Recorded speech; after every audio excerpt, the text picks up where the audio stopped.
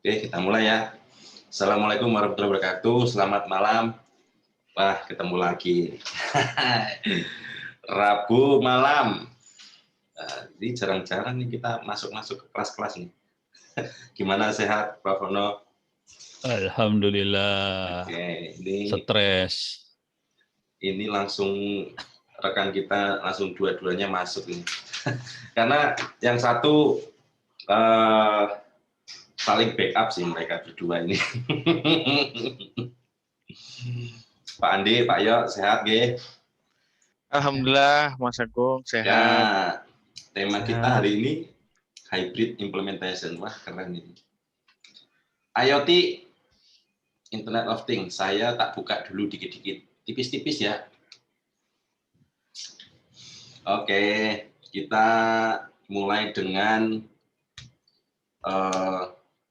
ini saya coba cari tadi beberapa list IT project IoT top 2020. Weh, jadi mungkin teman-teman masih rada bingung gitu implementasi IoT itu sebenarnya dalam konteks apa sih? Jadi ini saya ambilkan dari beberapa site itu. Ini pertama adalah smart mirror. Jadi di dalam smart mirror ini bisa aja kita apa namanya ya entah pakai Arduino atau apa, terus kemudian mirrornya nanti bisa dipencet-pencet. Ya sejenis kayak komputer tapi di apa namanya di kaca lah gitu. Nah ini implementasinya ada di sana. Itu yang pertama. Oke, next. Yang kedua ada yang namanya smart money transfer. Nah itu adanya di jam atau mungkin alternatif yang lain gitu ya. Jadi dia bisa melakukan transaksi melalui media apapun. Nah sekarang kan fintech sudah di mana-mana ya. Jadi mereka mengimplementasikan IoT-nya itu salah satunya dengan tema money transfer. Ini yang kedua. Yang ketiga, smart arm. Jadi ini kayak misalkan kita ada satu project ya, misalkan dia disuruh melukis, disuruh membuat istilahnya sesuatu apa gambar atau tema atau mungkin yang 3D printing dan sebagainya. Nah, itu maksudnya adalah alat ini mengimplementasikan hal tersebut. Kemudian ada smart farming juga. Banyak hal yang bisa diimplementasikan pada sektor ini ya. Jadi dia bisa mengukur tingkat air, kemudian dia bisa memasang beberapa sensor di daerah-daerah pertanian dan sebagainya. Nah, itu konteksnya di smart farming. Kemudian smart door, kalau biasanya kita mengimplementasikan smart door itu kalau di kantor-kantor mungkin pakai RFID ya dan sebagainya. Nah ini dia bisa membuka dan menutup mungkin dengan gadgetnya gitu. Jadi nanti dia bisa buka nutupnya lewat situ. Nah di smart transportation ini ada dia mengatur lalu lintas. Yang kedua dia bisa mengukur polusi atau tingkat kebersihan udara.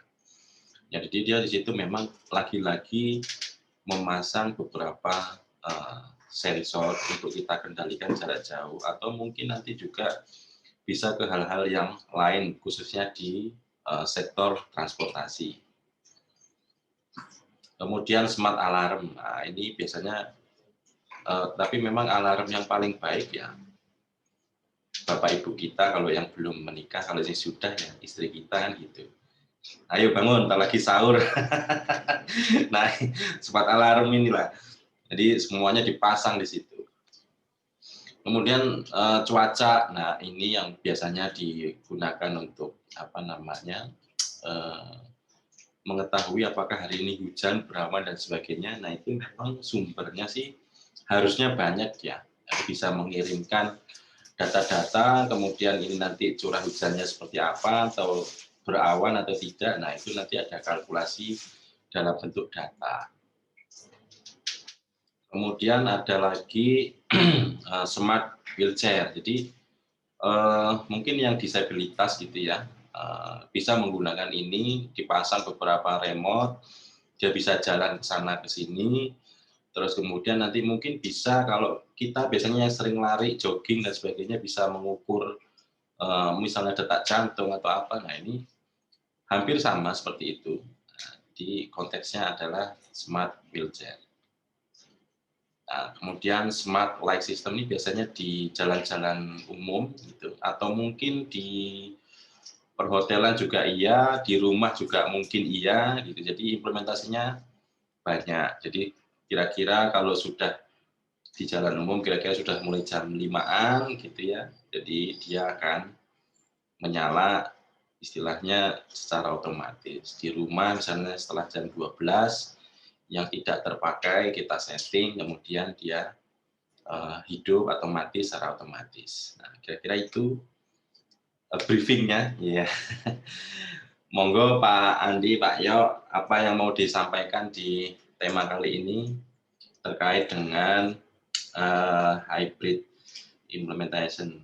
Ini sudah masuk ke pertemuan berapa ya? 5 atau 4? Pertemuan keempat, harusnya keempat.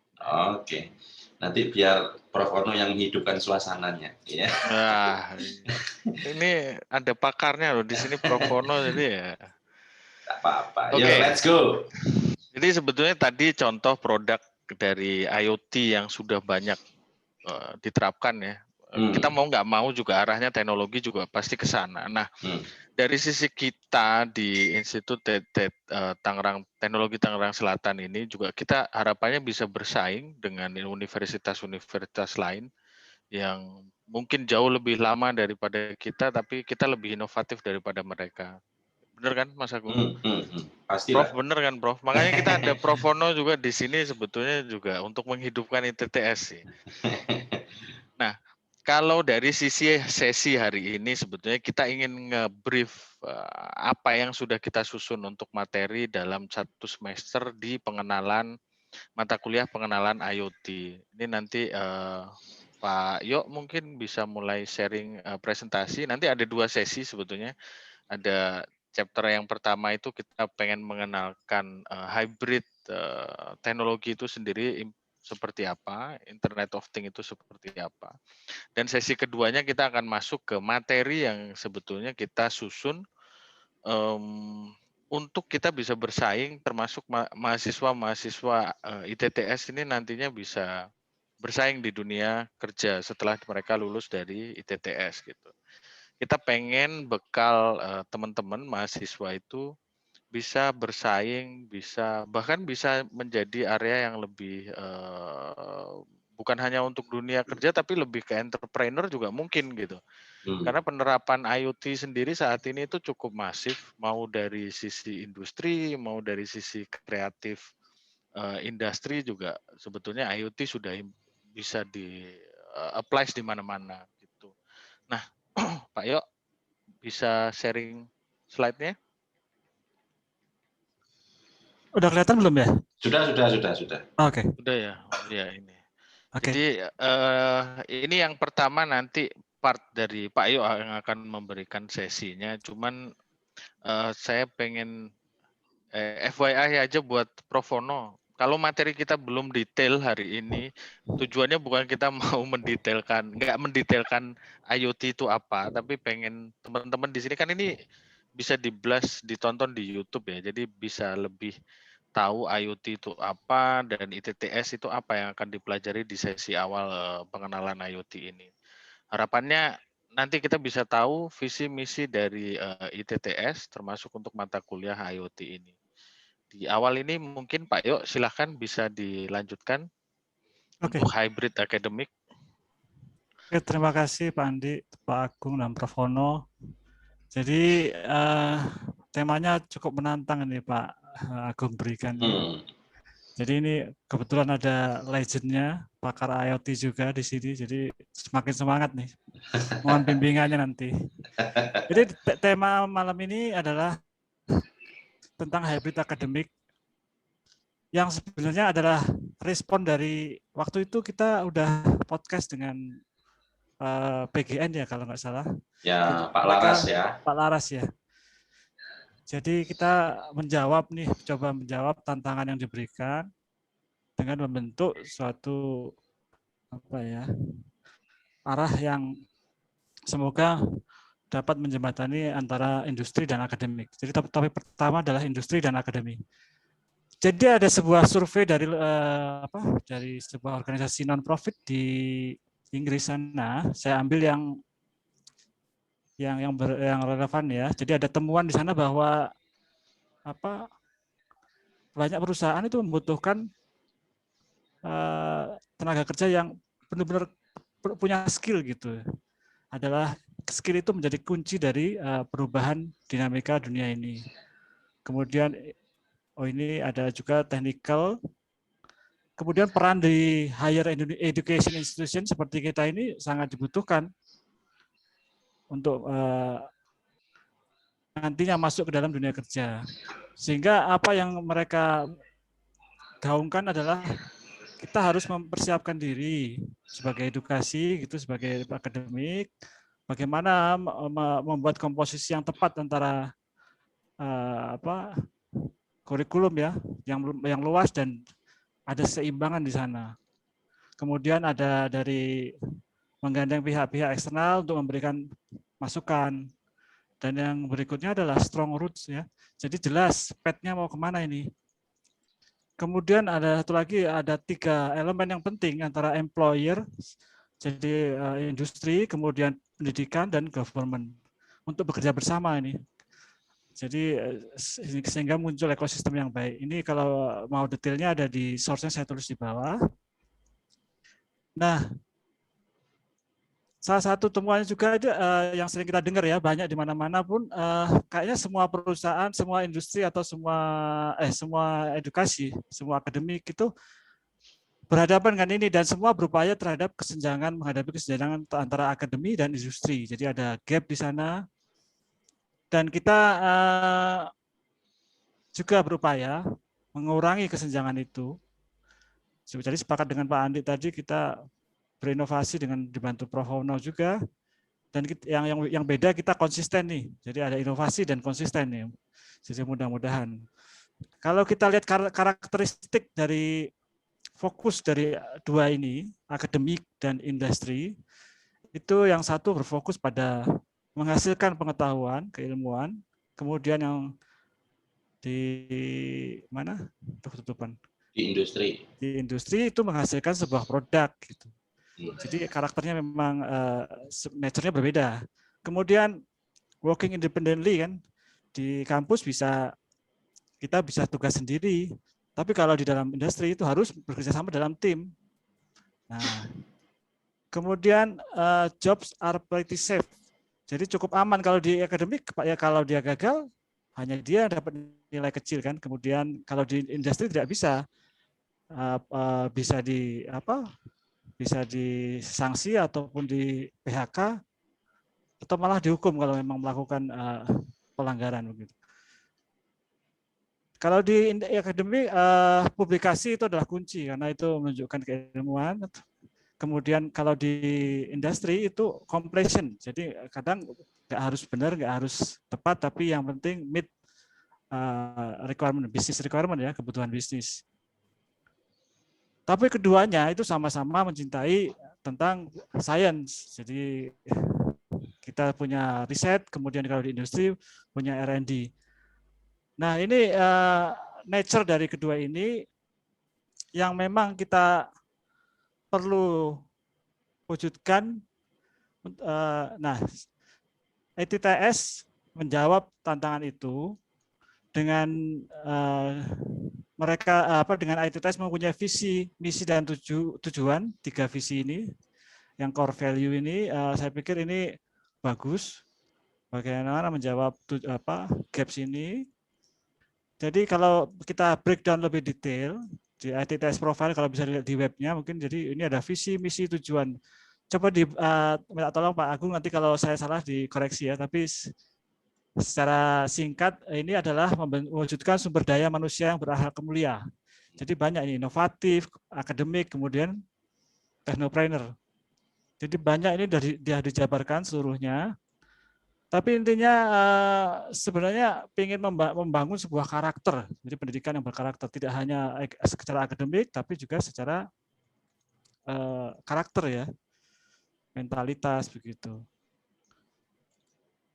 Kemudian lalu bagaimana kita menyikapi menurunkan juga visi misi tadi dan tujuan-tujuan tadi, kita menggunakan hybrid approach dalam strategi untuk menjawab itu. Hybrid yang pertama itu balance kurikulum. Ini juga sesuai dengan banyak tadi penelitian bahwa kurikulum itu harus balance. Pak Agung juga pernah bilang bahwa kita harus seimbang nih antara praktikum dan teori. Kemudian saya lompat ke yang 3 ini facilitate product and oriented. Jadi kita memfasilitasi dan berorientasi kepada produk. Jadi baik itu produk untuk sebagai karyawan ataupun nantinya bisa mandiri. Dan yang nomor 2 adalah sharpen the karakter. Sehingga ini yang Pak Laras juga sering sebut ataupun kami juga kadang di industri mengalaminya juga. Jadi tidak semata-mata bahwa pendidikan itu atau kompetensi seorang itu dinilai dari IQ aja ya. Jadi ada elemen-elemen lain misalnya IQ, EQ. Jadi kadang kalau orang dibilang kurang dalam hal kompetensi skill gitu, nanti bisa di training kan begitu jawabannya. Tapi kalau bagaimana attitude, bagaimana karakter, bagaimana emotional quality, nah itu yang kita coba pertajam. Nah, ketika formulasi ini, strategi ini secara perlahan, jadi pelan-pelan kita masukkan ke dalam setiap pola pengajarannya. Oke, jadi kalau kita breakdown ini yang pertama hybrid kurikulum, jadi terdiri atas teori dan praktikum. Jadi di teori ini ada banyak bidang ilmu di dalam IT. Jadi yang pertama bisa kita lihat universe-nya, bagaimana semestanya dari IoT ini. Jadi kita minimal tahu dulu secara helikopter view bagaimana IoT. Minimal bisa menjawab apa dan kemudian kenapa gitu. Nanti berikutnya how-nya, nanti berikutnya bertahap. Kemudian di situ juga Prof. Ono juga pernah bilang bahwa IoT atau IT banyak yang overlook atau kurang ini yang mengabaikan terkait elektronika. Nah, jadi kita masukkan pengenalan dasar terkait IoT ini tentang elektronika. Kemudian pastinya networking, kemudian programming, IoT programming bisa Arduino atau apa. Kemudian data analitik, cloud juga. Jadi seluruh elemen-elemen dari IoT secara teori. Di dalam praktek juga begitu. Kita sediakan pilihan. Nah, jadi kalau artinya kan kita sebagai penggerak juga mendorong, tidak karena apalagi teman-teman udah capek misalnya, tapi kita memberikan pilihan banyak. Jadi di sini ataupun bisa di luar dari sini, mana yang mau ingin di elaborate lagi atau ingin dibuat nyata gitu. Jadi kita dukung, di situ ada nanti kita bertahap bagaimana membuat yang paling sederhana dulu, minimal konsepnya paham dulu, kemudian nanti secara umum semuanya secara bekerjanya kan hampir sama itu, kecuali ada teknologi baru ya. Jadi inilah balance kurikulum di hybrid pertama, teori dan praktikum. Hybrid kedua, sharpen the character tadi. Nah ini tadi yang saya bilang bahwa hard skill juga harus diimbangi soft skill. Karena yang kita kupas yang pertama hard skill ya tentunya selain IoT tadi juga kita berikan pendamping juga, bagaimana pengamanan, bagaimana elektronika itu sendiri, kemudian bagaimana bisnis analis. Jadi kadang kita harus memasukkan elemen bisnis. Jadi ketika kita menjadi programmer atau menjadi engineer atau apapun gitu, kita harus melihat tahu bahwa produk ini nanti bakal kemana jadinya, begitu. Kemudian Ya, ada programming, ada cloud juga sama. Kemudian ada language. Kadang-kadang language ini termasuk hard skill. Saya pikir proficient in English misalnya. Jadi kadang bercampur antara kayak malam ini kita mencoba dengan bahasa Inggris karena mau nggak mau IT itu dekat dengan bahasa Inggris. Jadi harus terbiasa, harus familiar dengan pasif minimal. Itu harus wajib. Pun di masa mendatang pasti arahnya ke sana. Jadi nggak akan bisa lepas dari bahasa gitu. Kemudian soft skill, ya creativity sudah pasti.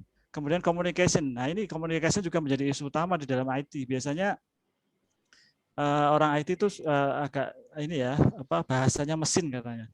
Jadi waktu dulu tahun berapa saya ketemu Prof Wono tuh waktu saya ikut kelasnya juga itu kayaknya jarang deh orang kayak Prof Wono ini yang tahun 2000 atau 98 95 itu bisa ngomong dengan fasihnya seperti orang seperti bukan orang IT. Makanya saya cukup menjadi kagum itu dan menjadi idola.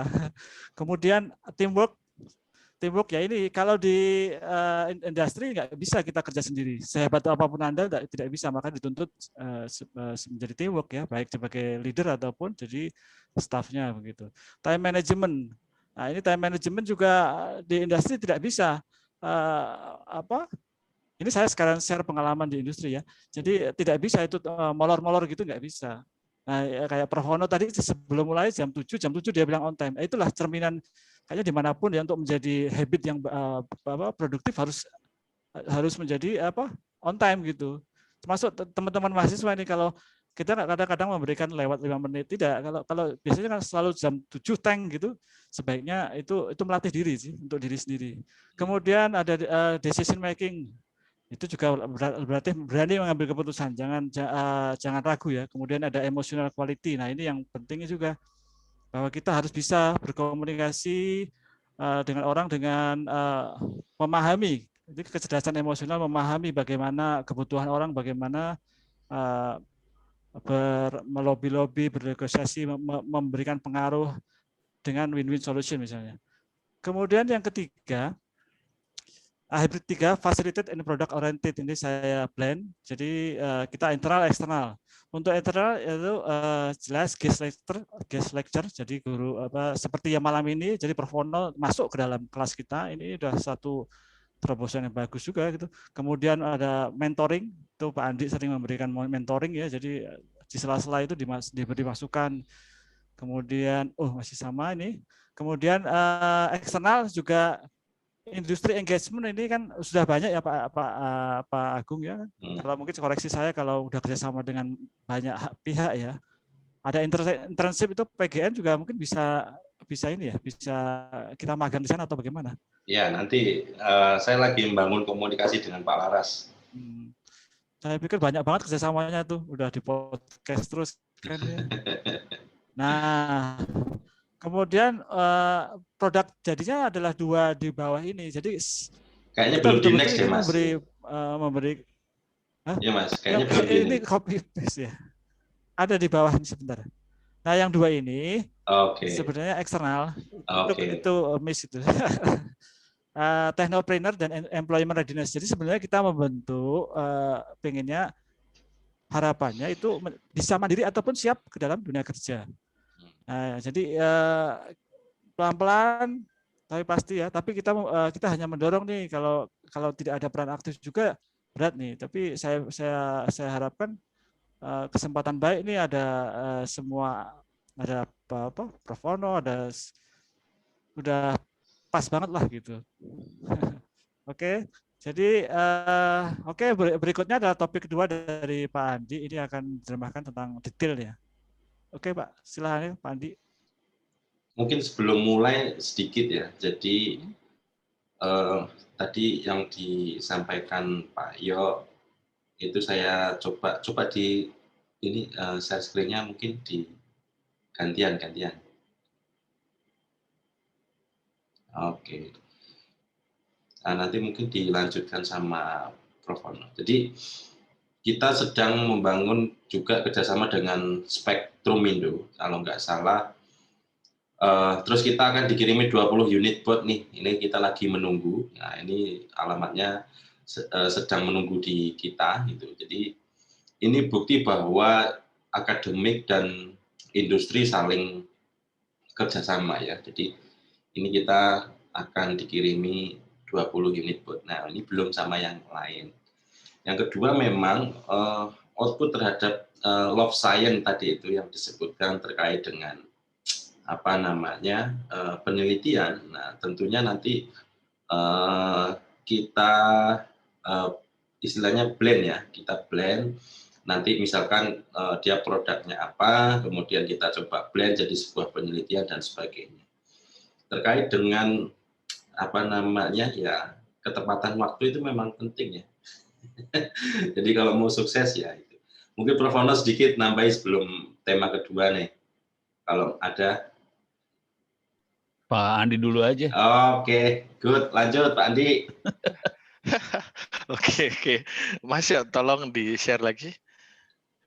Oke, nah kita masuk ke silabusnya yang sudah kita susun untuk IoT-nya sendiri gitu ya. Jadi kita sebutnya untuk topik 2-nya adalah bagaimana menurunkan visi tadi yang sudah dijabarkan menjadi sebuah silabus mata kuliah IoT. Next page, Mas. Nah, ini ada sekilas video kurang lebih sama dengan yang punya Mas Agung tadi. Penerapan IoT itu seperti apa saat ini.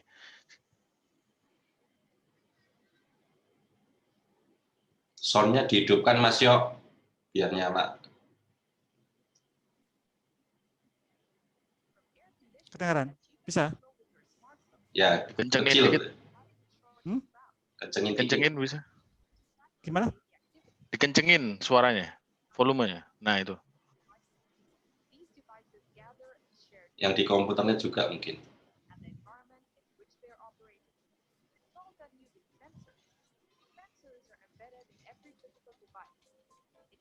Mobile phone, electrical appliances, vehicles, barcode sensors, traffic lights, and almost everything that you come across in day-to-day life.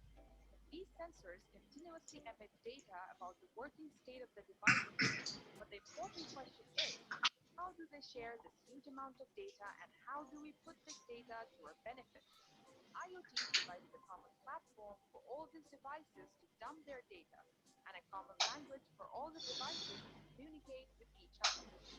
Data is emitted from various sensors and sent to IoT platforms securely.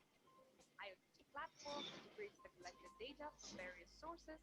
Further analysis is performed on the data, and valuable information is extracted as per requirement. Finally, the result is shared with other devices for better user experience, automation, and improving efficiency. Let us look at a scenario where IoT is doing wonders. In an AC manufacturing industry, both the manufacturing machine and the belt have sensors attached. They continuously send data regarding the machine health and the production specifics to the manufacturer to identify issues beforehand. A barcode is attached to each product before leaving the belt. It contains the product code, manufacturer details, special instructions, etc. The manufacturer uses this data to identify where the product is distributed and track the retailer's inventory. Hence, the manufacturer can make the product running out of stock available. Next, these products are packed and parceled to different retailers. Each retailer has a barcode reader to track the products coming from different manufacturers, manage inventory, check special instructions, and many more. The compressor of air conditioner has an embedded sensor that emits data regarding its health and temperature. This data is analyzed continuously, allowing the customer care to contact you for the repair work in time.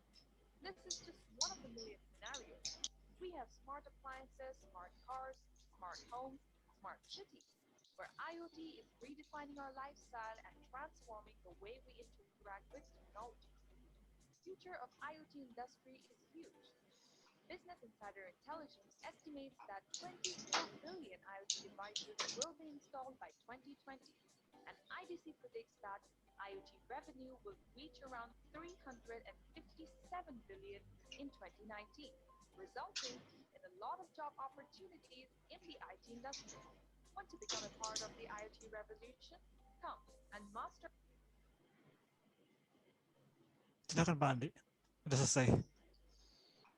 Oke, tadi sebetulnya gambaran di industri dan di dunia perkembangan IoT itu seperti apa. Nah, triggernya adalah ini data statistik dari tahun 2014 sampai tahun 2020, di mana jumlah pertumbuhan device atau unit apapun lah device terconnected ke internet.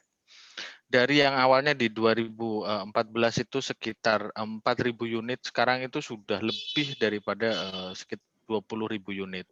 2,28 billion. Billion itu miliar. Jadi 2,28 miliar devices itu sudah terconnected ke internet. Ini adalah opportunity-nya. Next slide, Pak Yo. Nah, di mata kuliah ini sebetulnya kita mencoba mengenalkan secara bukan hanya secara konseptual, tapi nantinya juga ada prakteknya, karena mata kuliah ini ada 3 SKS, 2 itu untuk teori dan 1 untuk praktikum. Kita akan mencoba mengenalkan, termasuk mempelajari major komponen yang ada di IoT itu apa aja. Ini ada komponen utama yang bisa kita kelompokkan untuk penerapan IoT. Itu yang pertama adalah thing or devices sendiri. Itu ada ini bendanya sendiri maupun sensor dan lain sebagainya itu ada di area ini. Yang kedua itu ada gateway, di mana gateway ini tentunya konteksnya lebih ke arah data communication atau networknya.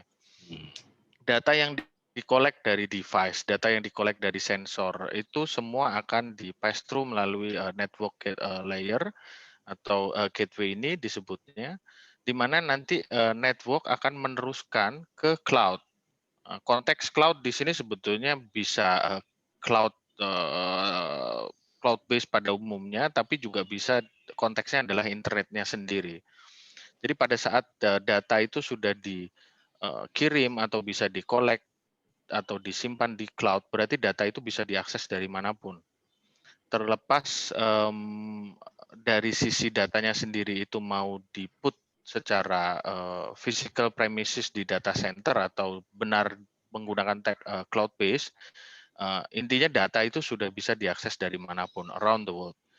Nah, selanjutnya data yang sudah kita collect itu akan masuk ke sistem analitiknya, mau dari sisi data analyze, data analitik, data mining, data apapun nanti data prosesnya itu akan dianalisa dan akan di-generate suatu data baru atau instruction, even action tertentu, di mana data ini nanti akan ditampilkan menggunakan user interface, kalaupun data itu konteksnya dihubungkan dengan manusia. Jadi kalau di IoT kan dari sisi device-nya sendiri ada yang konsepnya H2M, human to machine interaction, atau M2M, machine to machine interaction. Nah, 5 komponen inilah yang akan kita ajarkan, termasuk sudah kami ajarkan di sesi 1 dan 2, kita kenalkan ke teman-teman mahasiswa. Dan selanjutnya dari teori komponen, setelah mahasiswa itu tahu mengenai secara teori komponen-komponen yang dibutuhkan untuk membuat sebuah IoT, selanjutnya kita akan mulai mengenal dari lebih dalam masing-masing komponen itu seperti apa penerapannya. Nah, contohnya mungkin kita ke next slide, Pak Yo. Nah, ini sebetulnya salah satu tools atau pemrograman yang banyak umum digunakan untuk membantu kita dalam membuat atau implementasi IoT. Ada board Raspberry, ada Arduino, dan ada Intel Galileo. Berarti ini thing of device tadi ya, Pak Andi ya? Ini sort of thing of device, di mana sebetulnya board ini yang digunakan untuk mengkolek informasi dari data yang dikolek dari masing-masing device-nya. Device-nya bisa apa aja nanti, Mas Agung. Bisa, yang jelas device itu harus punya sensor, di mana sensor ini nanti yang akan terkoneksi ke board ini. Ini board ini nantinya yang bertugas untuk menerjemahkan data yang dikolek dari sensor-sensor itu. Setelah itu data ini board ini akan membantu untuk menerjemahkan data itu menjadi data digital sebelum di-pass through kebalik melalui network dan ke sistem yang lainnya. Nah, kalau di pasaran itu berapa harganya, Pak Andi?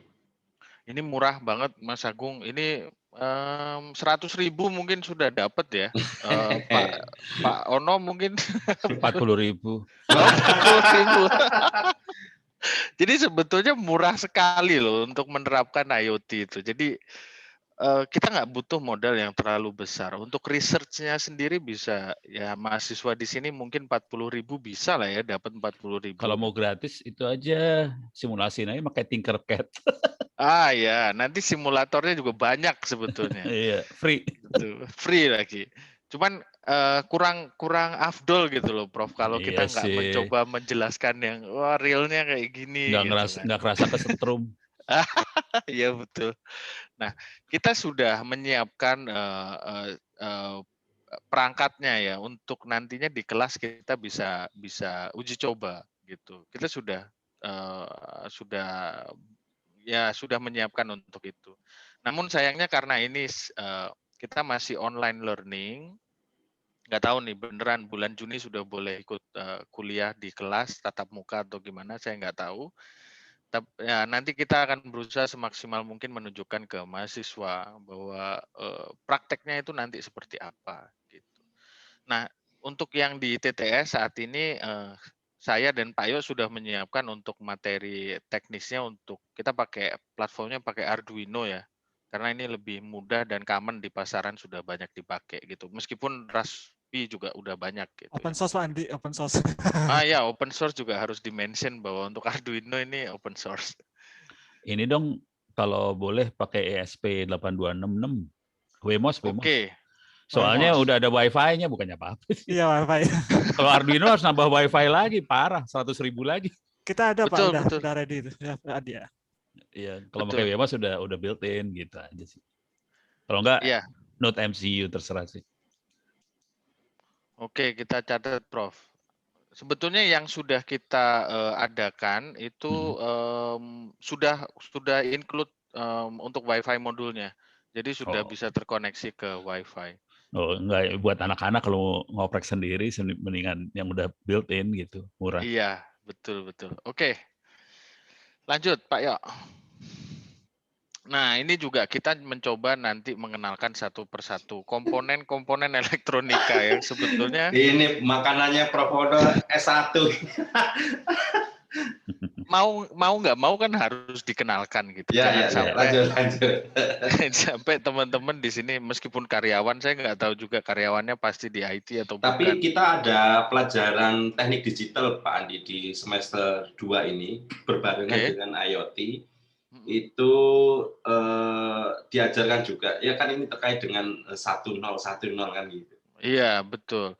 Nanti mungkin teknik digitalnya pastinya lebih dalam di mata kuliah teknik digital ya. Tapi konteks di sini kita mengenalkan apa sih komponennya yang di elektronika yang common pakai gitu. Karena teman-teman nanti harus hands on juga kan ke sensor gitu. Padahal sensor juga biasanya benda elektronik. Kalau mereka nggak tahu, sedih juga sih. Ya, secara basic kita kenalkan yang common dipakai untuk sensor, resistor, kapasitor itu apa, fungsinya apa gitu doang. Nggak nyampe satu sesi kuliah sih ini. Mungkin setengah sesi kuliah sudah. Gitu. Nah, selanjutnya Pak Yo. Nah, dari sisi praktikumnya sendiri, ini yang sudah kita siapkan. Meskipun saya yakin ini nggak mungkin kita implementasi semua dalam satu semester, sehingga nanti kita bisa pilih bagaimana implementasinya. Apakah prakteknya kita sudah siapkan beberapa alternatif, tapi kita pengennya go through dari depan sampai belakang, bagaimana sensor itu dibuat, fungsinya bagaimana mengkonekkan antara Arduino dengan sensornya, terus data sedikit programming di Arduino untuk membaca datanya. Setelah itu data yang dikolek dikirim melalui internet, bisa di-post, bisa di-retrieve dimanapun, termasuk nanti di back-end-nya ada data analytic yang harusnya juga ada mata kuliahnya yang spesifik ya untuk itu. Dari data itu nanti juga lari ke interface-nya, mau dari mobile, mau dari internet atau web-based, itu juga bisa gitu. Kita sudah siapkan. Nah, ini alternatif-alternatif yang kita susun untuk praktikum teman-teman mahasiswa di sini, gitu. Nah, sebelum saya lanjut di sini juga ada chat nih, apa jadinya apabila IoT dikolaborasikan dengan 5G yang nanti masuk ke Indonesia? Mungkinkah peranan laptop digantikan oleh teknologi cloud computing? Oke, ini nanti pertanyaan ini mungkin Prof. Wono aja yang paling tepat untuk menjawab. 5G loh, Bro. 5G. Paling bisa lo pada. Pakar harus menjawab ini. Nah, ini mungkin simulasinya nanti juga harapannya bisa menggambarkan penerapan teknologi IoT di smart city, smart home, atau even ke smart industry. Karena kita mau mengenalkan dunia industri itu kebutuhannya seperti apa untuk IoT. Next, Pak Yo. Sorry Pak Andi, sebentar. Ya. Pak Agung, kalau misalnya ada mahasiswa nih pengen terkait pengabdian masyarakat, dia pengen datang ke mana ya, suatu tempat kemudian pengen membuat project dan membantu komunitas tertentu. Tentunya diri kita terkait penerapan salah satunya IoT ini dari tempat kita support lah ya. Support, insya Allah support. Okay. Jadi nanti silakan aja bagi rekan-rekan mahasiswa, sampaikan saja suratnya dahulu. Intinya kan kita pengen tahu daerah tempat, artinya terus nanti kita juga memberikan surat pendamping kan gitu. Nah terkait dengan nanti implementasinya di daerah itu monggo saja, nanti kan tetap harus ada kontrol Pak. Tapi kita support dan kita insya Allah kalau itu memang make sense, bukan tidak mungkin kita biayai nanti. Oke. Pak Andi itu berarti dapat A ya kalau gitu ya. Nah, kalau ada mahasiswa yang dia bisa real implementasi, bisa menunjukkan dia ada project, terus bisa diterapkan di masyarakat luas, itu poin yang bagi saya pribadi itu poin yang plus sih harusnya. Ya. Layak sih kalau mau dapat A gitu. Ya. Jadi itu dari sisi di Monef juga ada penilaiannya itu. Monef apa? Itu dibukukan ya biar dapat A. Oh iya. Nambah. Jahat Ono. Ya. Kalau di Monef dari Dikti itu juga ada di situ persentase mahasiswa melakukan pengabdian di luar SKS yang ada itu 20 SKS. Nah, nanti kan kita support ke sana gitu ya. Jadi selain nilai tadi dibukukan juga oke, macam-macam lah nanti. Oke. Jadi ada kompensasi juga, maksudnya dari sisi bukan hanya nilai mata kuliah ini juga bahkan bisa dapat nilai SKS tambahan gitu maksudnya ya Pak Agung. Ya. Kalau bukunya 200 halaman lebih bisa jadi tugas akhir sekalian. Wah, terbit. Nanti diklaim sebagai tugas akhir bisa itu. Oke. Nah, SPN itu ya. teman-teman mahasiswa di sini dicatat ya, harus jadi semangat gitu bahwa universitas juga menyediakan support bagi kalian gitu. Kalau kalian memang mau serius praktikum ke masyarakat luas, boleh bisa dibantu oleh universitas, oleh pihak kampus gitu. Dan dari sisi kampus pun juga nggak banyak yang diminta, mungkin hanya secara tertulis. Jurnalnya ada, dokumentasinya ada. Kalau bisa dibantu nanti jadi bikin buku malah akan lebih bagus gitu. Tugas akhir berapa kredit sih? 4. Tugas akhir 6 Pak. Oh 6. Oh 6 ya wes. 6 kredit langsung ini lunas. Lulus. Nah, lulus. Mantep banget, mata kuliah ini aja udah bikin lulus gitu ya. Iya. Kalau nggak pede buat nulis buku, Ono bantu nulis bukunya. Wah, apalagi gitu. Kalau mahasiswanya nggak dapat, dosennya yang dapat, Prof, suruh nulis buku. Oh iya, sama dosennya berdua. Iya. Oke, lanjut Pak Yo. Nah, apa yang sebetulnya membuat kita ITTS pada umumnya itu berbeda dengan yang lain? Halo, suara saya putus-putus. Masuk Pak Andi. Masuk, oke.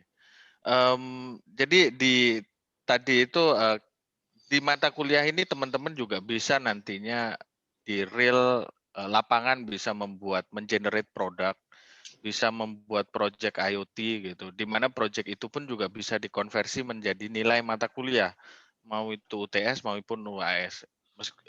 Tentunya dengan beberapa persyaratan yang di sini tadi sudah dijabarkan gitu, ada dokumentasi, ada proses presentasi, dan kita harapannya kalau untuk project seperti ini bisa dilakukan lebih dari 1 orang ya, minimal 2 orang lah atau 3 orang. Kenapa? Karena kita berharap juga mahasiswa bisa saling berkolaborasi. Kedepannya itu kita harapannya jadi mendidik karakter mahasiswa itu untuk bisa bekerja sama dalam tim atau teamwork.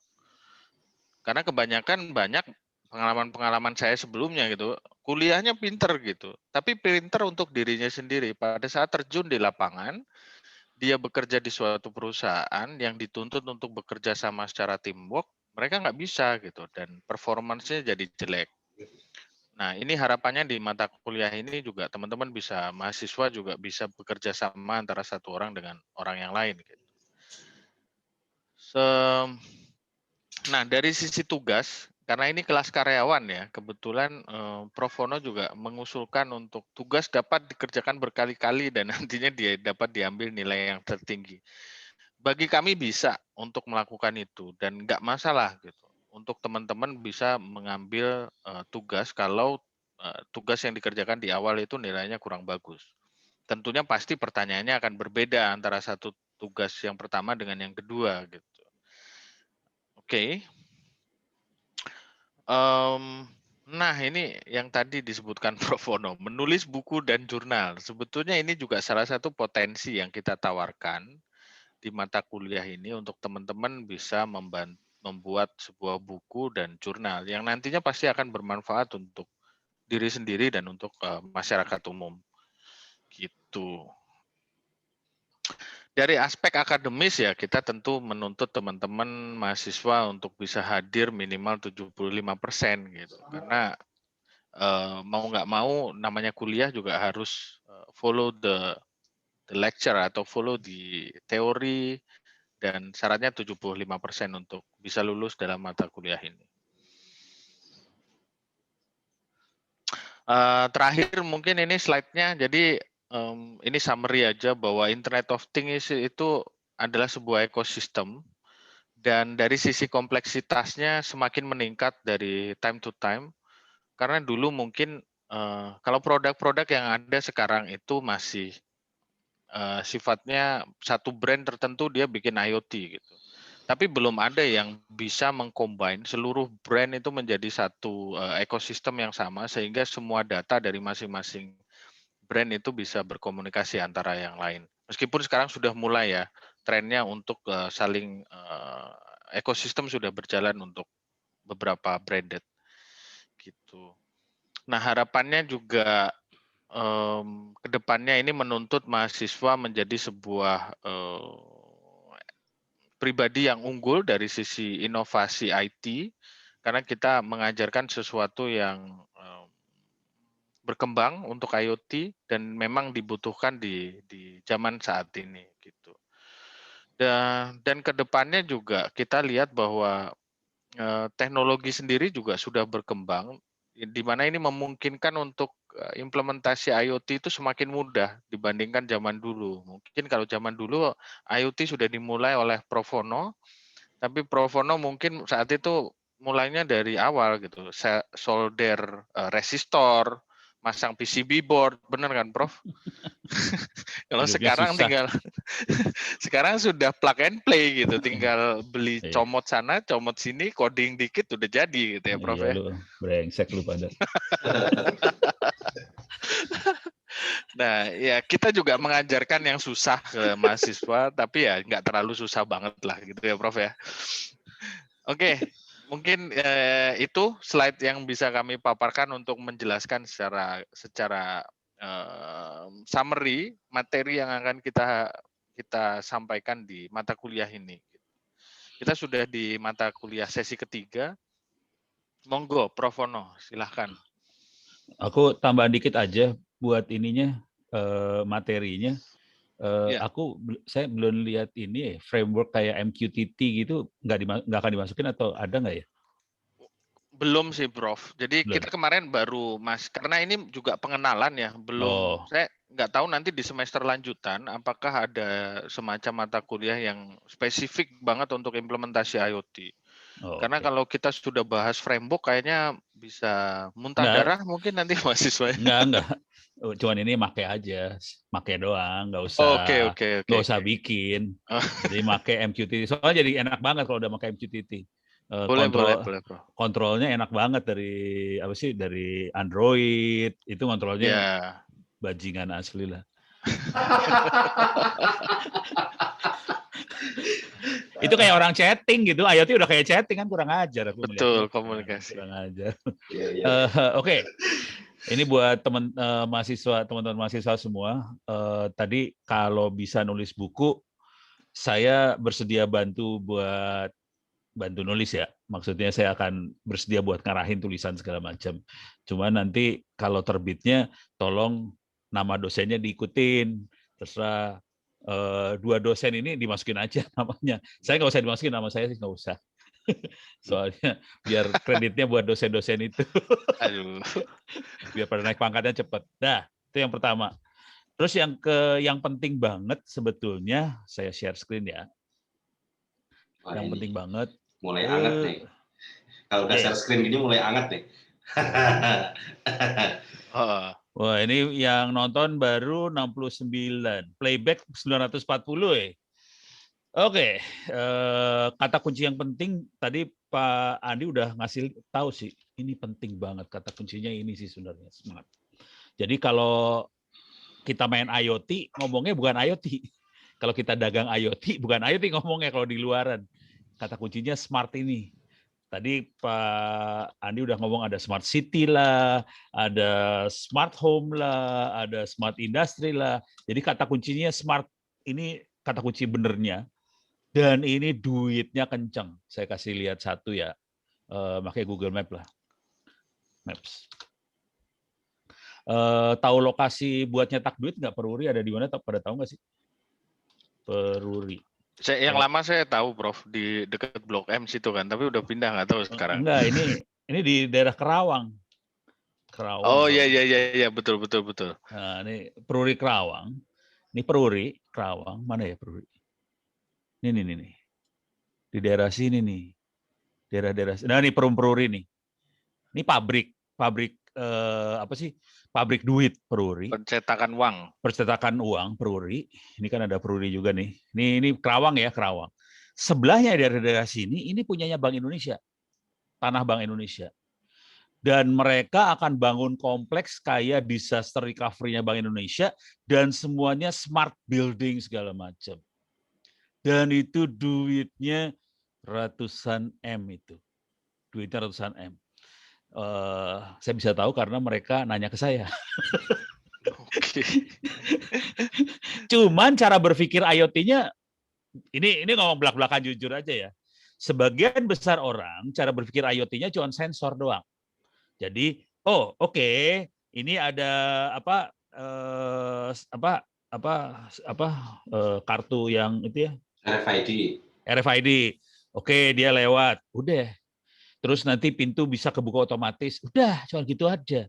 Jadi tidak pernah berpikir bahwa di balik yang namanya kata smart itu, di balik itu ada yang namanya artificial intelligence, ada machine learning, ada deep learning. Mereka tidak kepikiran sampai situ. Karena vendornya nggak pernah ngajarin. Vendornya yang penting lu beli barang gue. Lu beli sensor saya. Nanti di tab itu bisa kebuka sendiri lo. Udah kayak gitu udah bangga banget. Terus saya bilang, lu gila lu. Harga udah ratusan M cuma dikasih sensor kayak gitu aja. Ini lebih ganas daripada itu, harus bisa masuk machine learning segala macam. Jadi jujur ini yang saya lihat langsung ya, banyak yang nggak tahu bahwa di balik itu adalah machine learning sebenarnya. Jadi porsi yang besar dari IoT machine learning sih sebenarnya. Cuman memang kita harus ngerti sensor segala macam sih depannya. Nah, ini nanti harus collab nih antara siapa kemarin? Bu Tuti, Bu Astri sama Pak Andi sama ini harus collab nih supaya bisa bermain antara machine learning sama IoT. Yang jadi masalah dengan IoT ditempelin ke data analitik adalah IoT itu datanya time series. kayak harga nilai saham, uang segala macam itu kan time series semua. Dan itu untuk dilakukan machine learning, itu termasuk teknik machine learning paling susah itu. Jadi kalau bisa sampai level itu, keren banget. Gitu ya. Jadi udah kebayang ya, ini duitnya kenceng loh. Duitnya ratusan M itu. Nah, IoT yang lain adalah di Jakarta sih. Jakarta kan ada Jakarta Smart City ya. Tujuan hidupnya semua sederhana sih sebenarnya. Jakarta Smart City. Kalau udah masuk, bisa masuk ke website-nya dia. Ada Smart City Pemprov Jakarta nih. Oke. Betul. Ini, wah, kalau udah ngobrol sama anak-anak itu mah gelo. Ini aja lah. Yang gambar ini tadi yang bagus ini. Ada image-nya nggak? Nih, belakangnya ya. Nih, belakangnya. Jadi mereka punya NOC sendiri sih. Mereka bisa ngelihat kondisi Jakarta. Tapi jujur ya, kalau udah ngobrol sama mereka, tujuan hidupnya sederhana.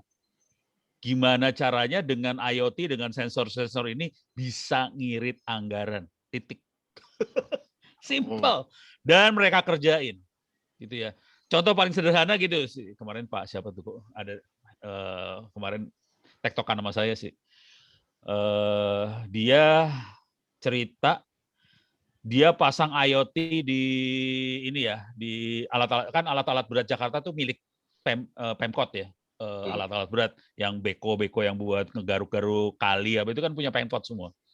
Dan itu dipasangin IoT semua, dipasangin sensor semua, dan mereka monitoring paling blow on kan monitoring lokasi ada di mana. Yang paling seru adalah pas monitoring bensin. Dan ternyata bensin yang paling fatal bensin ternyata. Karena alat-alat berat itu kan suka kencing di mana-mana. Nah, ini gimana caranya monitoring kencingnya itu? Itu satu.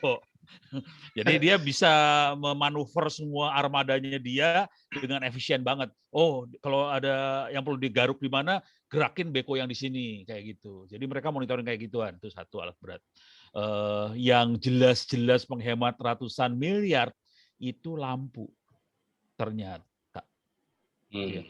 Jadi lampu selama ini kan manual, ceklak-ceklak, mereka nggak bisa kontrol tuh. Setelah pakai IoT dia kontrol bener, ratusan M langsung hilang duitnya. Duit bayar PLN-nya. Jadi PLN rugi sih sebenarnya. Dengan IoT itu PLN rugi. Karena si Pemkot bisa ngontrol listriknya. Gitu.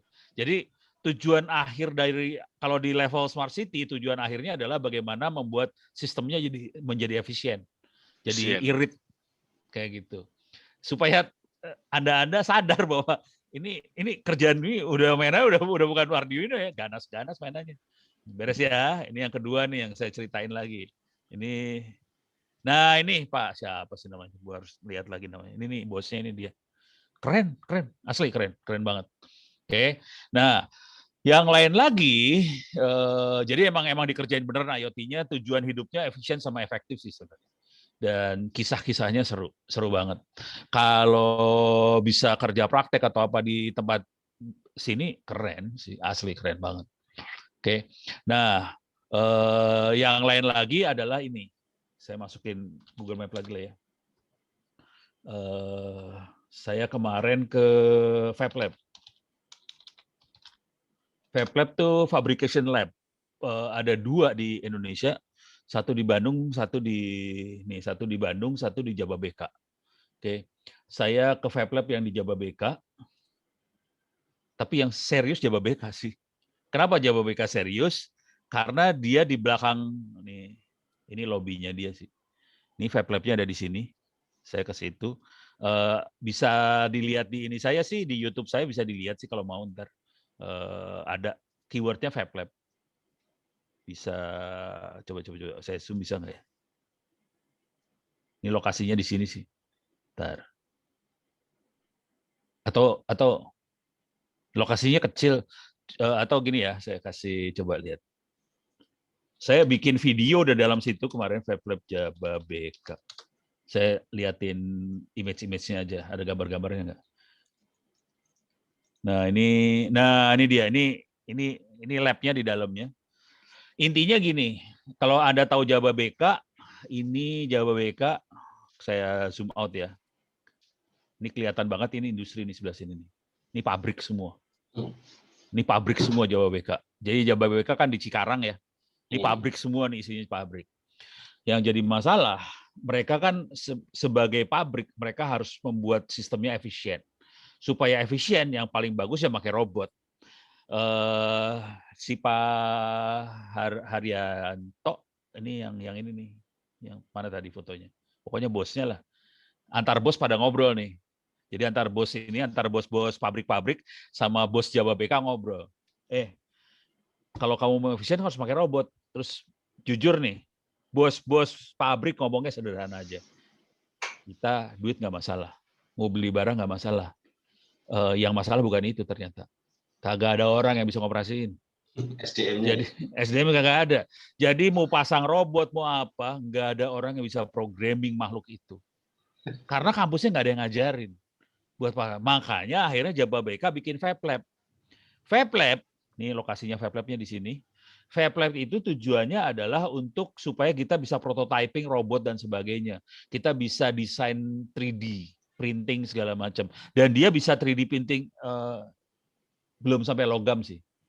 Tapi 3D printingnya udah keren banget sih. Dan dia bisa milling segala macam 3D ya. Di milling bisa. Jadi lumayan bagus, keren banget. Tujuannya untuk bikin SDM di sini. Nah, kalau Anda serius mau kerja praktek sini, harus bikin deal dulu sih sama Fab Lab-nya. Soalnya Fab Lab kan bagian dari Jababeka. Jababeka kampusnya adalah Presiden University, PU. Cuman PU-nya arogan. Jadi anak-anak Fab Lab pada sebel sama PU. Itu obrolan antara kesayanya gitu. Kenapa lu gak dikerjain sama PU? Wah, itu kampus ini arogan, merasa pinter sendiri. Ya, oke. Jadi ada opportunity sebenarnya kalau mau kerja praktek atau apa, bisa ke sana, bisa ditanyain mungkin nggak kerja praktek di sana gitu. Sebagai mahasiswa ya, dari sana mungkin nggak gitu ini. Targetnya adalah bikin prototyping buat industri di sini sih. Dan kalau bagus orangnya, jangan khawatir, diembat sama anak-anak ini, ada industri ini. Soalnya mereka butuh orang sih, jujur. Nggak ada orang. Kalau duit nggak ada masalah, asli duit nggak ada masalah. Gua mau gelontorin duit berapa juga nggak masalah. Orang-orang kaya di sini isinya kurang ajar. Duitnya kenceng, nggak ada nomor serinya, gampang dia beli barang. Cuman barangnya pada mangkrak karena nggak ada orangnya. Ini beres ya. Jadi ada lagi kasus yang ini. Nah sekarang ini mau bikin panas Pak Iyo sama Pak Andi nih. Iya. Saya kemarin nge-review ini nih, Indobot. Itu maknanya bot. Indobot. Ini bukan kampus ini, kategorinya kursus. Ini kurang ajarnya kan gini ya. Mengajarkan cara membuat alat elektronika tepat guna tanpa harus memiliki basic elektronika. Gini kurang ajar kan? Nah, itu. Ini saya kasih lihat kurikulumnya ya. Loginnya mana login? Sama Dwi Arsana nggak Pak? Dwi Arsana masuk. Waduh. Oh, kalau enggak gua kasih lihat Dwi dulu lah si Dwi. Waduh. Gua kasih lihat si Dwi dulu lah. Mau lagi diomongin ya gue omongin lah sekalian, Dwi Arsana. Buat Anda ini toko favorit keren, makhluk satu ini. Subscriber 800.000, videonya cuma 1.200. Subscriber 800. Dan ternyata banyak sekali orang yang pengen belajar elektronik. Ini real. Jadi orang belajar elektronik banyak banget. Terus teman-teman Indobot ini posisi di Jogja, kalau Dwi Arsana kan di Bali ya. Kemarin akhirnya bikin kuliah seperti ini. Ini Anda bisa download ini, harus login dulu ya. Sorry, gue harus login dulu. Login ke platform baru. Anda bisa bikin account free sih di sini. Saya login dulu ya. Nanti saya kasih lihat harganya berapa. Biar tahu bahwa ilmu yang dikasih Pak Iyo sama Pak Andi itu harganya mahal, Rek. Ini ya, ini sama sih, materinya nggak beda-beda jauh lah gitu ya. Nih silahkan di-download nih. Oke, ada kalkulator pakai Arduino keypad 4x4, kunci pintu dengan password Arduino, bikin alarm, monitoring suhu air akuarium. Jadi nggak beda jauh dengan ini ada alarm kebocoran tabung gas, dispenser otomatis, tempat sampah. Jadi apa yang diajarin sebagian ada di sini sih. Nah, sekarang materinya. Dia dibagi 3 materinya, dasar, menengah, lanjut. Jadi basic, intermediate, sama advance ya. Basicnya lebih ke arah elektronik nih. Ini basicnya elektronik, elektronika dasar, simbol, alat ukur, peralatan elektronika, rangkaian listrik, teknik digital, mikroprosesor. Terus kalau yang bagian intermediate, programming, Arduino. masih sederhana banget ya, masih Arduino board seperti apa, install IDE-nya seperti apa, input output LED, nyalain LED, akses sensor, serial monitor biasa aja, masih sederhana aja nih. Oke, ini ada proyek-proyeknya lah. Ada membuat penggaris digital itu pakai ini aja sih, pakai apa sih, sensor buat ngukur jarak lah ya, kelembaban suhu, sensor parkir mobil sederhana gitu ya. Nah yang advance-nya seperti ini. Sarannya Pak Yo sama Pak Andi lihat-lihat aja ini. Nah ini udah mulai kacau nih. Ini IoT benernya di sini nih. Yang advance-nya IoT-nya. Jadi dia mulai komunikasinya dihajar di sini. Pakai Node MCU, ESP8266 karena udah built-in Wi-Fi-nya gitu ya. Terus IoT pakai web browser, jadi dipasangin web server di dalam itunya, device-nya.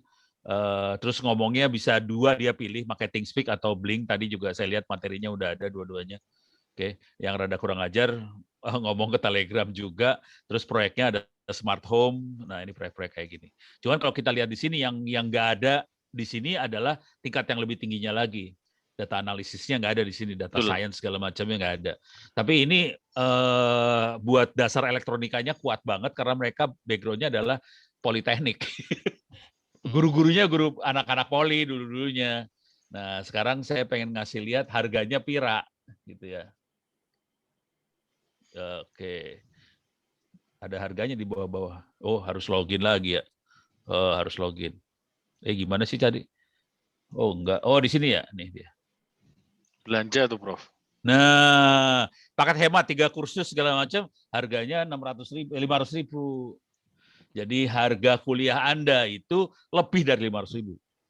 Karena ada data science segala macam kalau dikasih. Nah, ini kira-kira seginilah harganya.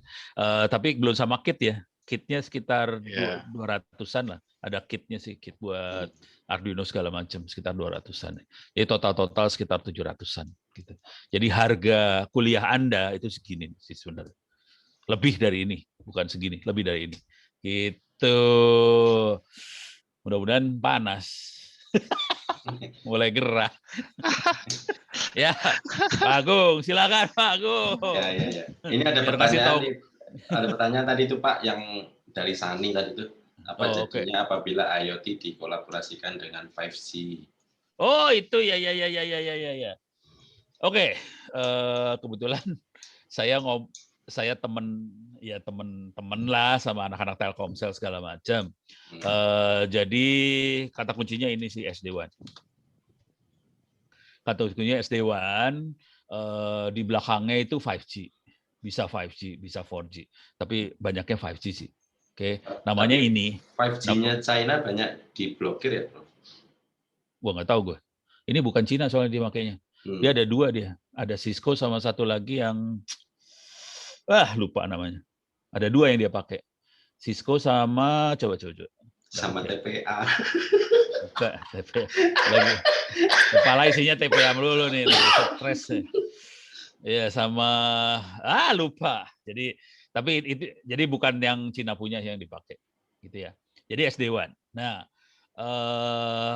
5G-nya keren. 5G emang udah support buat IoT. Cuman teknik IoT-nya beda banget. Jadi gini ceritanya.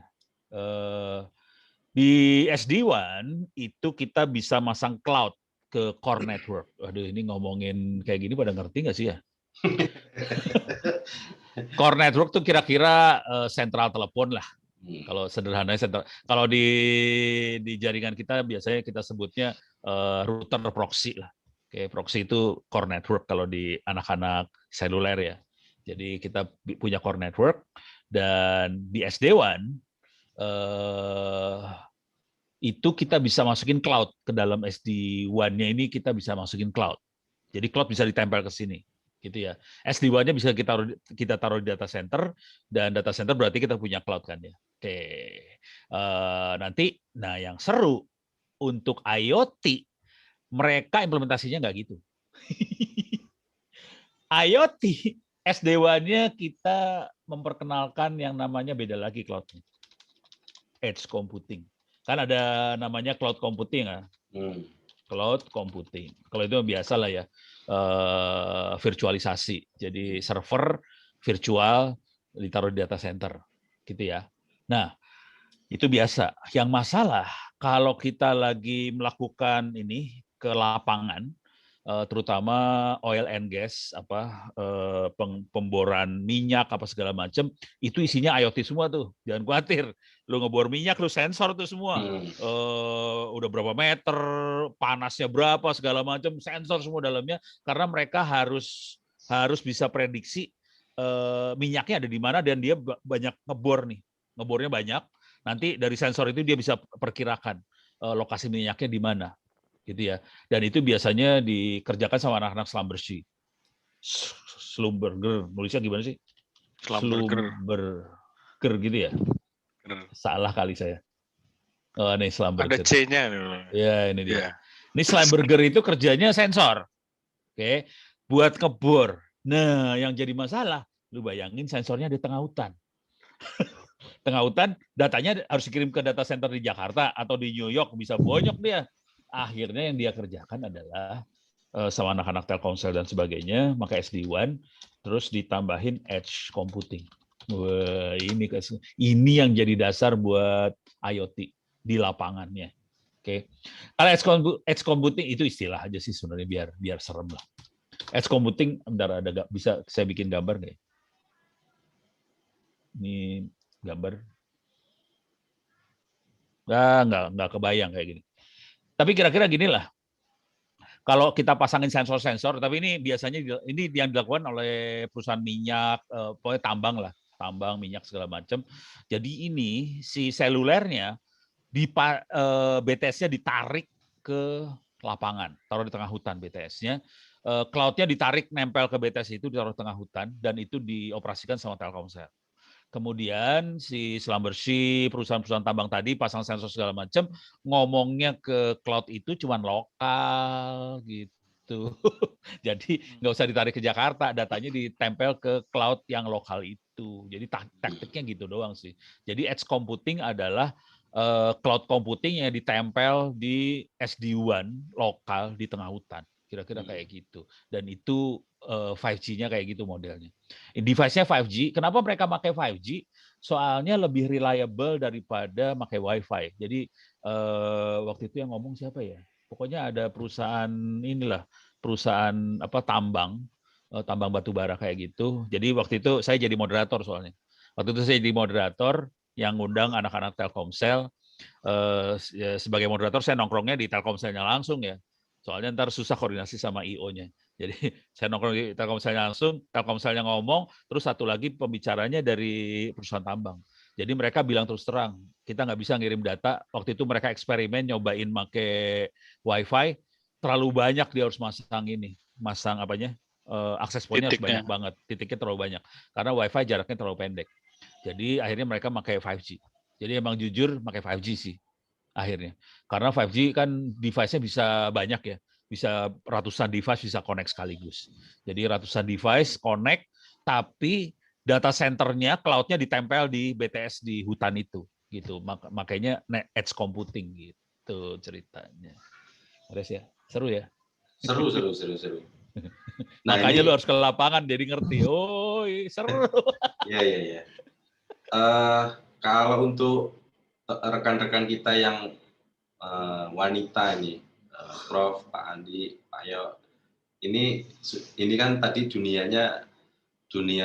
hampir laki-laki semua ya nyolder lah, ya transistor lah, ya apalah gitu ya. Ini kira-kira untuk menarik mereka itu gimana caranya nih? Ada trik khusus nggak nih? Nih, gua kasih lihat ya. Iya. Gua kasih lihat. masih ke kuliah saya di open course. Sadis. Open course. Silakan Anda semua masuk. Oh, ini ya. Silakan masuk ke open course. Silakan kerjakan course ini. Kalau dapat nilai 90 nanti transfer jadi kredit aja. Iya, mantap. Sertifikatnya insya Allah udah jadi tuh, Prof. Udah keluar. Gaya loh. Bentar. Kayaknya loh ya. Saya nyari kuliah ini dong. IoT saya mana ya? Site home. Saya cari kuliah IoT ya, Internet of Things. Enak dari di LMS ya. Yang gue copy paste dari LMS loh lah, gimana? IoT-nya belum sempat ya berarti ya? Oh ini dia ada IoT. Ini IoT. Ini saya kasih lihat nih.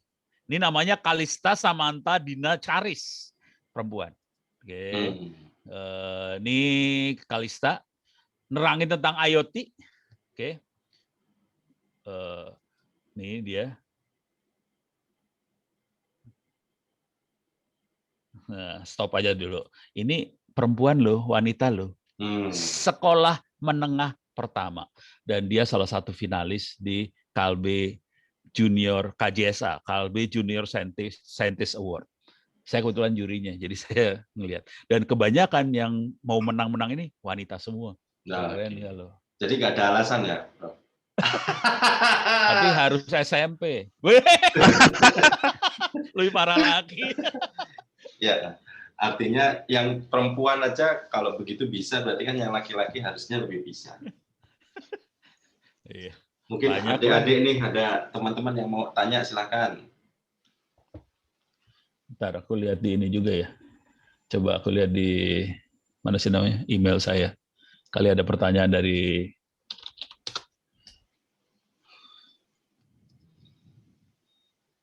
ada pertanyaan nggak? Mas Agung, itu ada pertanyaan dari Raul Septiansyah. Iya, kita baru, tapi rasanya nggak baru. Kita kelasnya dari industri semua. Jadi kalau yang lain mungkin lama, tapi baru industrial, kita dari industrial kita balik. Gitu. Maksudnya dosennya orang industri gitu ya? Ya, mulai dosennya, mulai kurikulumnya gitu ya. Terus kemudian kerjasamanya gitu juga lebih gampang. Kalau di luar udah common ya Mas Agung ya? Sudah, insya Allah sudah. Enggak, kalau di luar sana apa industrinya sama akademisi itu udah blend gitu ya? Iya. Karena kan itu selalu nggak match kan. Yang diajarin apa gitu. Enggak, soalnya kalau aku ngelihatnya gini, di Indonesia banyaknya sih marketing, dagang. Sementara kan kampusnya kan bikin. Jadi kadang-kadang agak susah kita. Makanya taktik yang saya pakai kemarin selama ini taktiknya adalah, lu punya barang dagangan apa, kasih ke gue, ntar kita bikinin buku. Gitu. Soalnya mereka yang punya barang. Kalau orang luar kan punya pabrik, dia butuh prototipe. Kampus bikin prototipenya. Kalau ini kan mereka punya dagangan, ya udah kasih ke kita jadiin buku. Nanti kita modif barangnya dia, gitu taktiknya. Soalnya kalau kita bikin prototipe kasih ke dia percuma. Dia punya R&D sendiri gede di sananya. Kita pasti kalah. Dan itu taktik yang dipakai Ono selama ini supaya survive gitu. Nulis buku. Ayo yang lain. Ini mumpung ada Pak Ono nih. Ini pasti di YouTube belum ada yang nanya juga sih. Pada takut nih. Kenapa? Siapa tahu kan. Ini Mas Asbek kalau mau nanya, ini Mas Asbek. Permisi, saya dari siswa. Oh ini yang tadi ya, saya dari siswa SMK. Apa ITTS ini baru? Oh alah. Oh buat siswa SMK ini gini ya, kasih tahu teman-temannya juga. Itu kan ada situs namanya opencourse.itts.ac.id.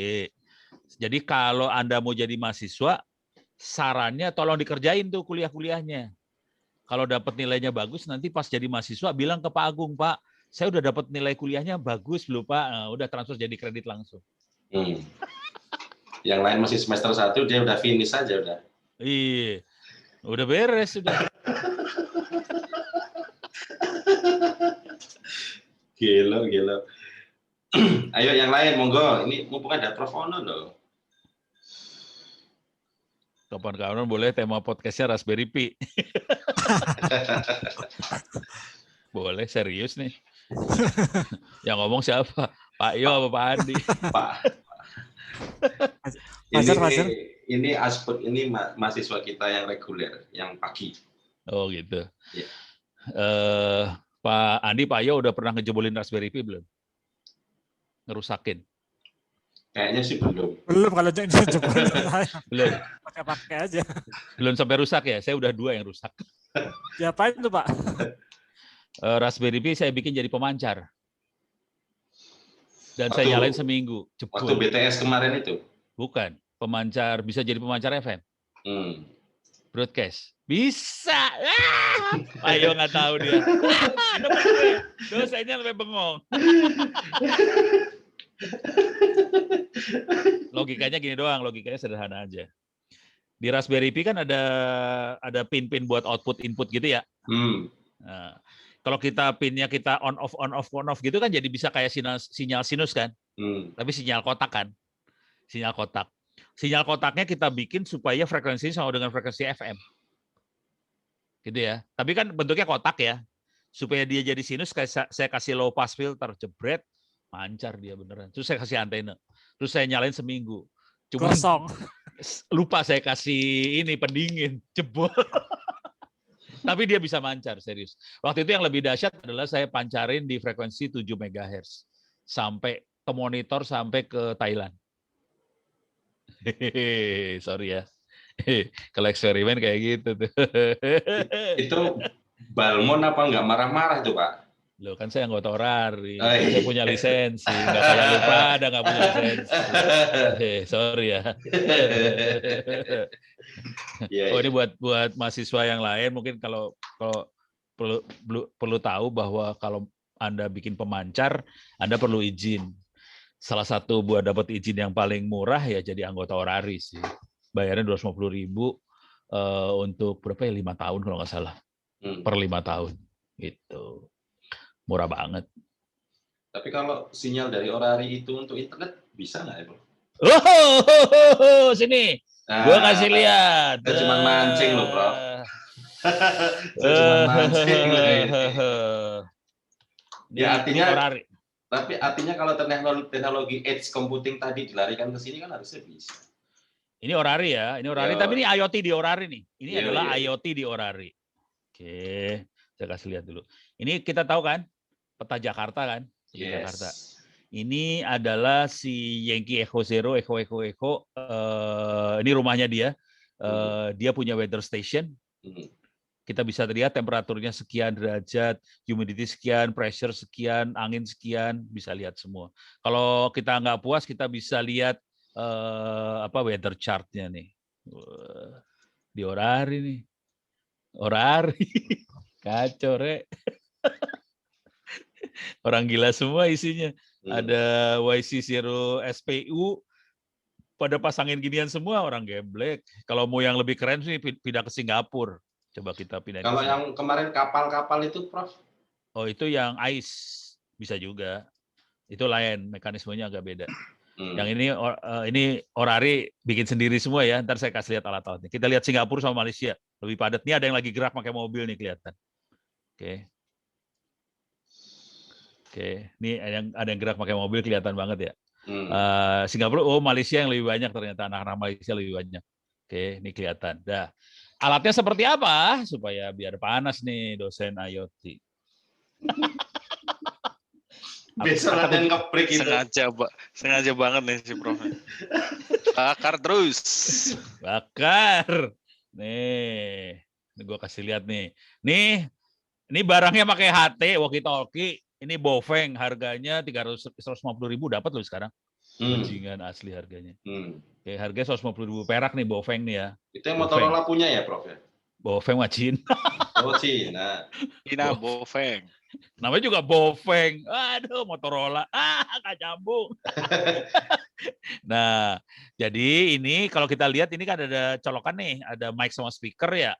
Ini disambungin ke alat bikinan sendiri. Kalau mau full nyolder bentuknya kayak gini. Oke, ini saya modalnya sekitar 150.000 perak buat dapat ini semua. Tapi yang geblek anak-anak yang ini nih, ini pakai Arduino nih. Kalau lihat nih Arduino nih. Arduino. Jadi sensornya dipasang sini. Kemarin saya beli GPS, saya mau pasangin ke sini nih. Jadi GPS mau saya pasang ke sini terus pakai HT kayak gini, walkie talkie, lancar. Jadi konsekuensi dari ini adalah tidak pakai pulsa. Itu kan kita kan fakir bandwidth semua kan. Gimana caranya kita bisa mengerjakan semuanya tanpa pulsa? Ya udah. Nih kalau full yang jadi kayak gini nih bentuknya nih. Ini HT, ini modem, ini GPS, sambungin charger, beres. Tracking langsung. Jadi bentuknya kayak gitu untuk nge-track yang ini nih. Track yang ini alatnya seperti ini. Jadi ini 150.000 dapat, ini 150.000 perak lagi, ini 125.000 kalau nggak salah. Udah, jadi. Jadi modalnya segini. Iya. Di rumah yang sudah terpasang IoT apa aja, Prof? Jadi nggak berani ke rumah toh, semuanya dipasangin. Enggak lah, cuma buat mainan doang kayak gitu mah. Gitu. Ya, Oke, nah Pak Andi supaya panas itu. Habis siap, ini siap. pada ujian orari semua ya. Orari pada tahu nggak sih? Nggak tahu lagi. Beda angkatan, Prof. Iya itu pada Anda pakai pulsa semua sih. Iya, Ini orari. sekarang. Ini apa sih? Ini kaum fakir bandwidth di sini makanya orari kayak gini lah. Gitu ya. Ini tukang-tukang ngoprek radio ada di sini semua sih. Radionya kayak gini lah, transceiver. Kenapa kalau orang fanatiknya pakai yang merek Motorola ya, Prof? Oh itu kan lu. Gua kasih lihat yang Enggak. Facebook saya lah. Kalau saya sih karena project sih. Oh enggak, kalau kita mah bentar, saya mau cari ininya, saya tempat ngobrol anak-anak sih. Bentar, mana ya? Ada tempat ngobrolnya, biasanya suka keluar. Ini dia, itu Bukalapak gitu. Ada di Facebook sih ngobrol. Nggak nemu, harus cari tempat ngobrolnya. Lupa. Kalau ini mainan orari di frekuensi berapa, Prof? Tergantung mau jarak berapa. Kalau mau jarak sampai 15 kilo biasanya di frekuensi 140-an MHz. Siapa tahu kan bisa ketemu. Oh, saya nggak pernah pakai mikrofon. Oh, nggak pernah. Saya pakai komputer. Komputer sambungin ke radio saya, nggak pernah pakai mikrofon. Terus mainnya pakai 1 watt sampai Amerika. Buset. Nah, terus kalau begitu ngapain ada ini ya, apa namanya? Palaparing Barat. Kalau pakai itu bisa sampai New York. Tanya sama menteri lu, jangan sama gue. Padahal saya cuma mancing loh, Prof. Aduh. Ayo ini yang lain nih, Mas Fajar, Mas Atta, yang lain, Mas Doni, Mas Singgi, teman-teman yang lain nih. Ayo, mumpung ada Prof nih. Ini pada ini nggak sih? Jadi praktek belum ya? Nge-lab-nya masih belum ya? Belum kita, Prof. Ya karena minggu depan, Prof. Nge-lab minggu depan. Nge-lab-nya gimana caranya? Pertama sih dari dosen akan simulasi. Kita akan tunjukkan perangkat-perangkat yang dibutuhin. Habis itu, habis kita simulasi mungkin nanti gimana Pak Agung? Kampus nyediain nggak? Tapi paling nggak mungkin kita akan sediain remote server yang nanti kita publish supaya teman-teman bisa kirim datanya. Atau pakai itu rumah aja Pak Andi, pakai Tinkercad-nya dulu aja. Boleh. Simulasi dulu aja ya. Simulasi. Kan di situ ada ininya juga kan, programmingnya juga ada. Boleh, itu nanti kita masukkan nanti. Waduh, bahasanya bahasa lama nih, lambda ini. Apa sih? Oh, lagi nggak kecun frekuensinya ya? ada yang out of band istilahnya. Ada yang nanya nih Pak, antenanya seberapa panjang lambdanya tuh Pak? 1 watt saja sampai Amerika. Oh ini mana? Oh ini. Oh ini, oke.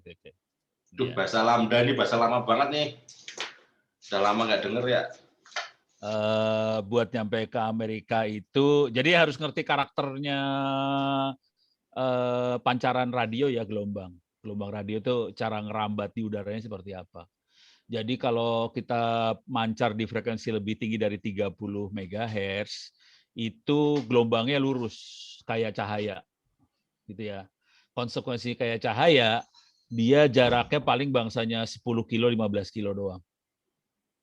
Kalau kita nggak ada halangan, kayak ke satelit yang ada di udara, ada di udara lagi, ada di atas, bisa 33.000 kilometer, karena nggak ada yang ngalangin. Tapi harus lurus itu kalau jadi di atas 30, jadi kalau di atas 33.000 kilometer, 33.000 di atas 30 MHz, semua frekuensi akan lurus. Oke. Kalau ada relay, ada di gunung, jadi dia bisa jarak sejauh barat misalnya kalau ditaruh di tengah perahu. Kalau bisa lewat satelit, kita bisa sepertiga bumi lah. Kalau satelitnya tinggi, tergantung ketinggian satelit sih. Nah, kebetulan Indonesia ini ngasih tahu yang frekuensi tinggi dulu ya, sebelum saya masuk yang jarak jauhnya dulu.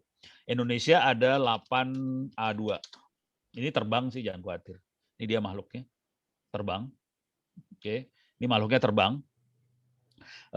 Anak-anak pada pakai frekuensi, oke, walkie-talkie nih. Jadi kita buat masuk ke satelitnya punya Indonesia ini, 8A2, kita pakai walkie-talkie aja, dan dia ketinggiannya sekitar 700-an kilometer di atas permukaan bumi. Tapi tidak stasioner, jadi dia gerak.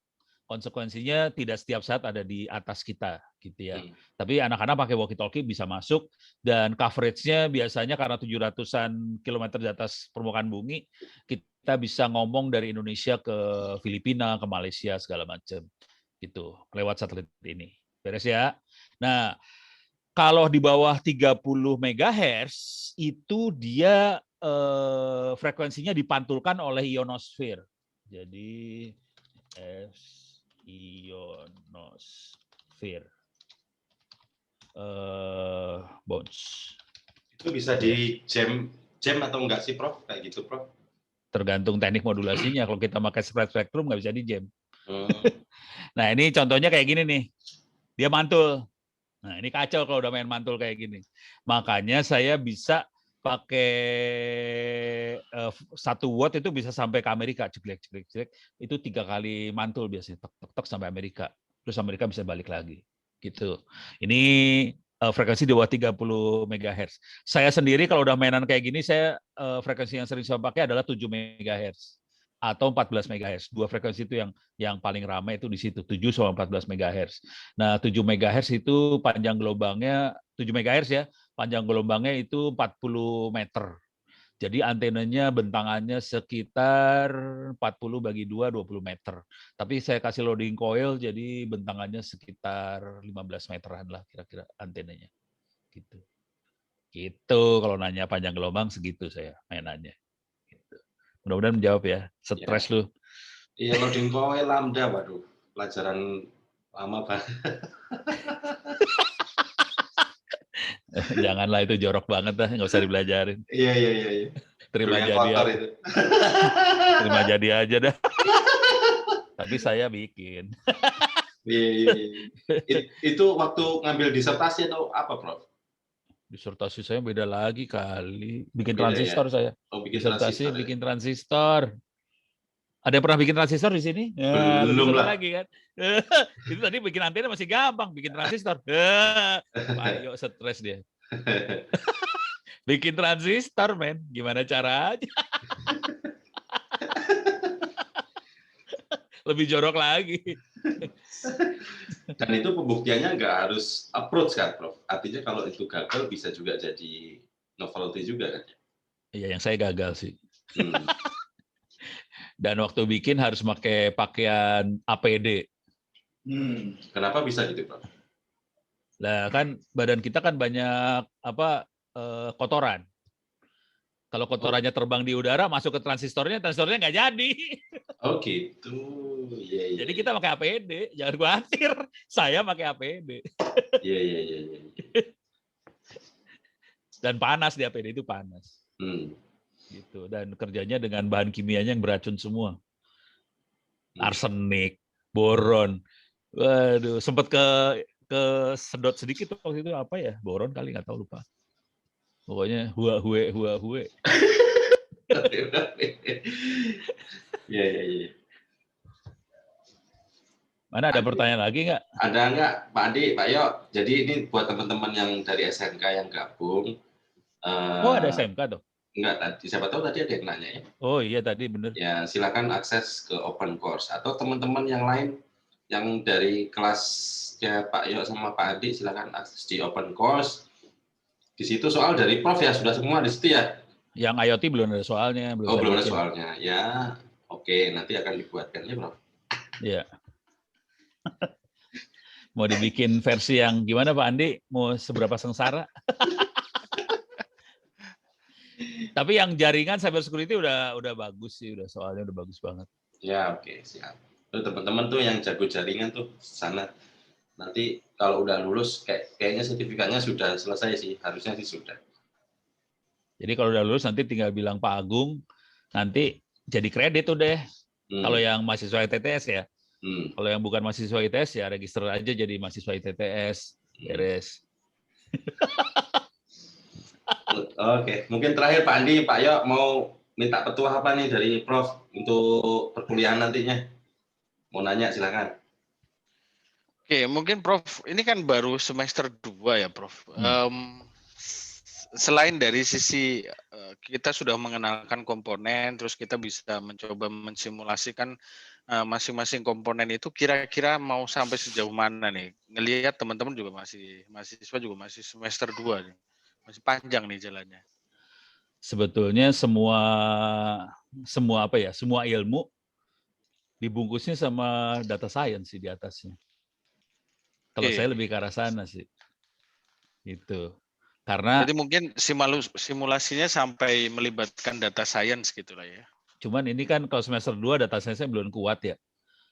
Ini IoT mau berapa kuliah ya? 1 kuliah atau 2 kuliah ya? Sekarang sih Mas Agung masih 1 kuliah ya, 3 SKS doang ya. Iya. Ya mungkin harus koordinasi sama, kalau enggak yang satunya lagi adalah lebih berat ke data science-nya. Jadi harus ngobrol nih sama yang ngajar siapa, Bu Astri atau Bu Tuti? Bu Tuti. Data science Bu Astri itu Pak Gus.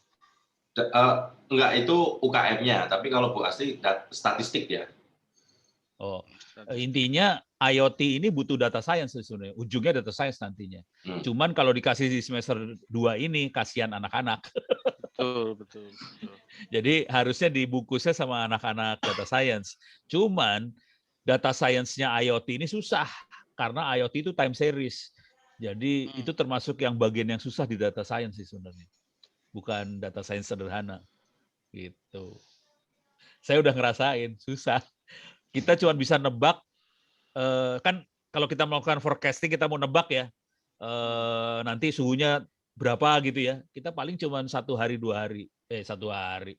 Satu waktu, 2 waktu ke depan. Cycle. Iya, gitu. Kita nggak bisa. Sampai 1 tahun ke depan nggak bisa. Jadi pendek aja kita bisa nebaknya. Gitu. Jadi udah susah, cuma nebaknya pendek. Tapi itu cukup berharga buat, jadi ilmu itu tadi dipakai buat nebak harga saham, harga saham sama IoT sama. Polanya sama, time series.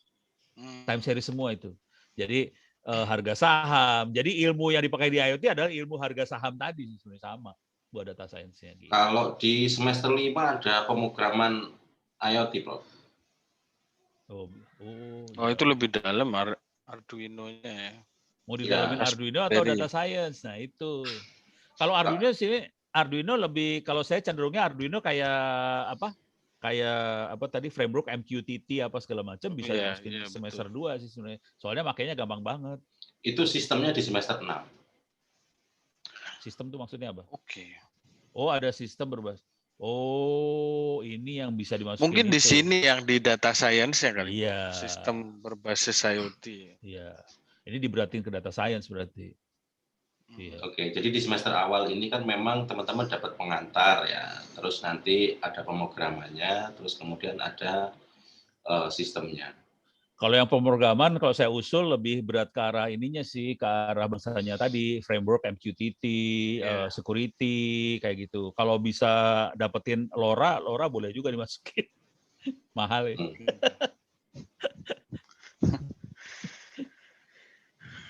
Oke. Kalau Mas bisa Yo, Pak Yo, ada mungkin ada pertanyaan?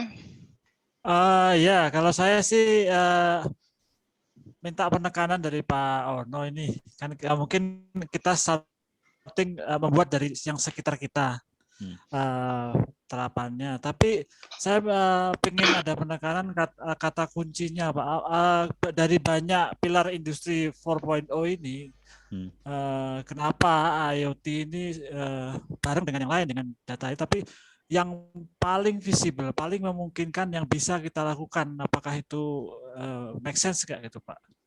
Dibandingkan dengan misalnya apa itu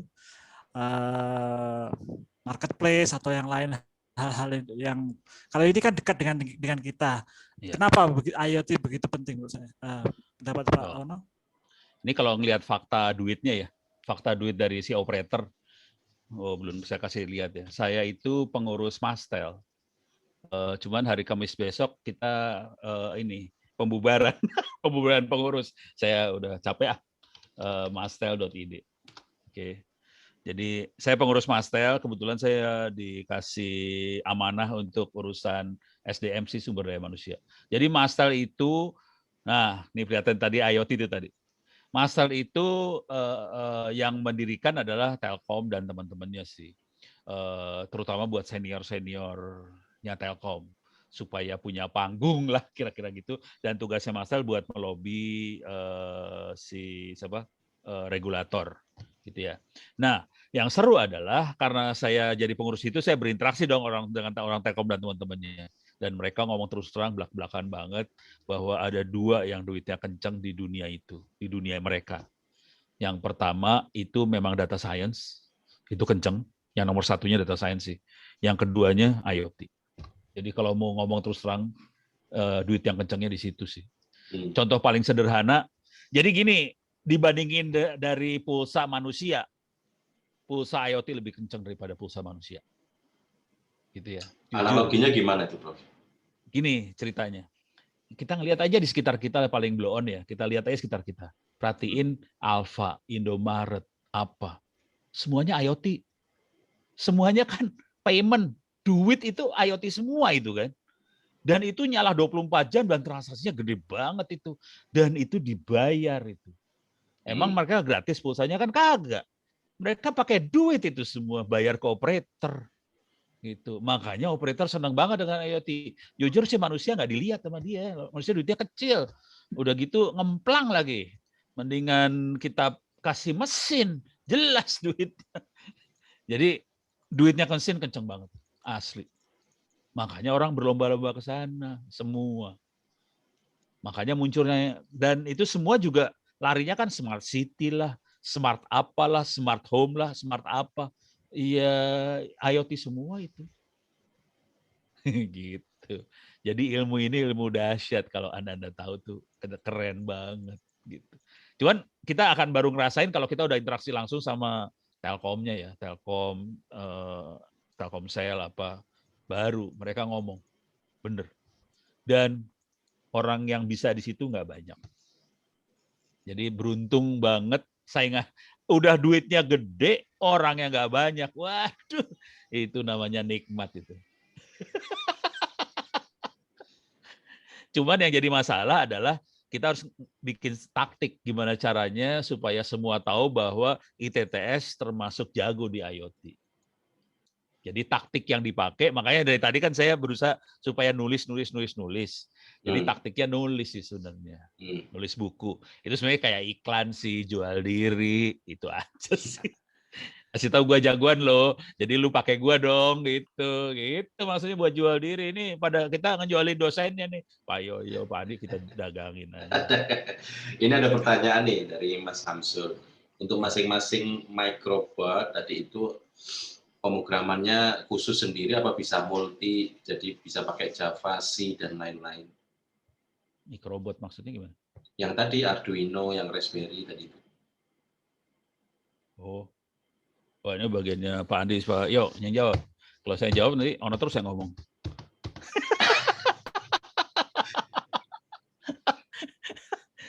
Bahasa pemrogramannya pakai apa?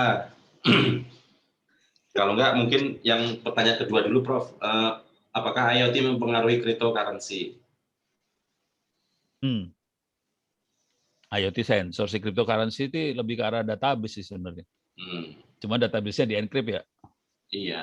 Mungkin kita perlu bikin ini tentang cryptocurrency kali ya. Boleh. Bikin Tema. podcast. Iya, podcast. Lu kenal sama orang Indodex enggak? Indodex itu Pak siapa yang agak cair. Tapi mahal betul ininya. Apanya? Apanya? Change-nya. Oh iya emang sih. Tiap kali kita ini berapa persen ya? Iya. Ya udah, nggak apa-apa sih. Ono juga bisa ngomong cryptocurrency sih. Oke, nanti kita gandeng lah. Ayo Pak Di, Pak Yo, apakah bisa menggunakan khusus? Bisa sebetulnya untuk platform-platform 3 platform yang berbeda itu sebetulnya bisa dipakai bahasa pemrograman yang udah dikenal pada umumnya kayak Python itu banyak dipakai untuk Raspberry, terus Arduino juga bisa dia. Nah kalau untuk Java mungkin kayaknya saya harus cek dulu ya. Saya belum tahu kalau Java bisa dipakai apa enggak gitu. Karena ini levelnya kan untuk low level banget ya. Low level ya untuk firmware OS kayak gitu sih. Gitu. Lebih ke C sama Python sih. Betul. Si Python dia bisa. Kalau di IDE-nya Arduino kan kita bisa pindah-pindah mau platform apa ya. Mau Wemos, mau Arduino, mau apa bisa ganti-ganti. Kalau sudah pakai framework-nya, nah itu bisa sih di compatibility dengan yang lain juga bisa. Oh iya tadi MQTT bisa Java itu ngomongnya. Bisa ya. Ya belum pernah nyoba Java. Yang MQTT sih, Prof. Ya, cuman ya lumayan lah seru. Makanya gampang kok. Makanya gampang seru lah. Terus saya harusnya itu udah widget juga kan? Iya, makanya ke handphone bisa langsung ngomong gitu. Kayak orang chatting lah. Nanti handphone sama handphone bisa MQTT kayak chattingan aja udah. Gitu. Seru kok. Tapi kayaknya kalau pertanyaan lain untuk nginstal Eclipse-nya kayaknya bisa juga itu kayaknya. Eclipse. Ya. Pakai Eclipse. Serius banget lo pakai Eclipse. Ya kayaknya sih. Saya pernah baca sih kalau. Oh gitu. Iya. Tapi terlalu serius pakai Eclipse. Si Ono kagak sampai Eclipse. Tapi saya mau nambahin yang tadi pertanyaan tentang apa cryptocurrency ya, implementasi IoT untuk cryptocurrency. Nah, kebetulan saya juga ikut di Indodax sih. Ikut main maksudnya ikut main. Kalau gue udah narik duit gue udah cukup ikut main ya. Stres.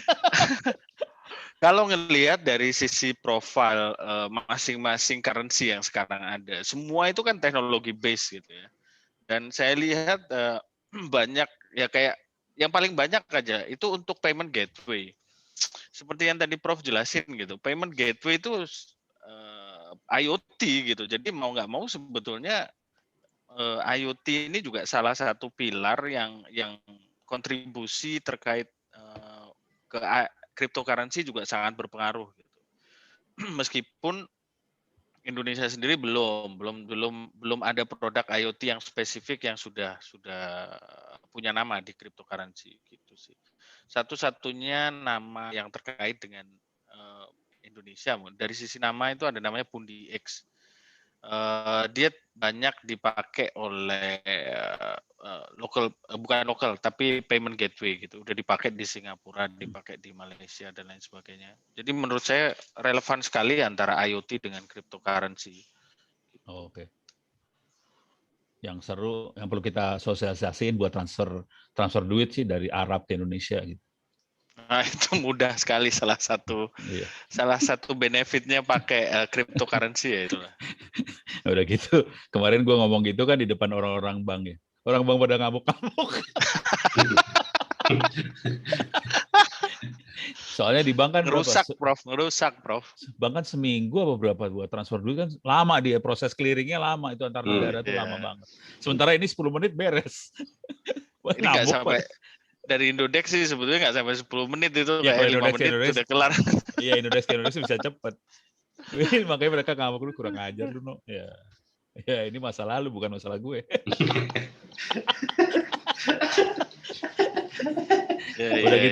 Udah gitu yang seru lagi ada lagi ini nih. Orang-orang bank kan di bank kan ada bunga ya. Itu kan haram ya. Nih, cryptocurrency kagak ada bunga ini gitu kan. Stres dia langsung. Halal.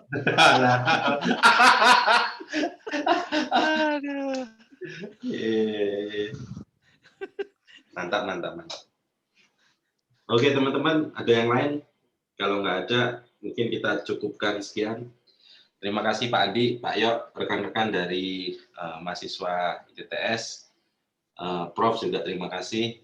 Mungkin nanti temanya bergilir, termasuk cryptocurrency tadi saya pertimbangkan. Nah untuk yang lain-lain mungkin kalau nanti sudah disiapkan juga boleh mencoba-coba buka open course. Tapi memang sengaja belum di single sign on kan, jadi harus daftar dulu. Kalau nggak masuk ke inbox ya sementara masuk ke spam. Nah ini mungkin kalau itu yang... saya approve manual semua sih. Jadi lu dapat email nggak dapat email saya approve. Ya. Kalau yang mungkin dari luar ITTS kalau ini ada absen untuk sertifikat, monggo silahkan diisi. Sebelumnya terima kasih. Sampai ketemu di pertemuan selanjutnya. Terima kasih, Prof. Terima kasih. Terima kasih. Besok sama Prof Yanto, Prof. Besok podcast lagi. Animasi besok, animasi. Ya. Yang mau animasi silahkan. Yuk. Amin, izin. Assalamualaikum.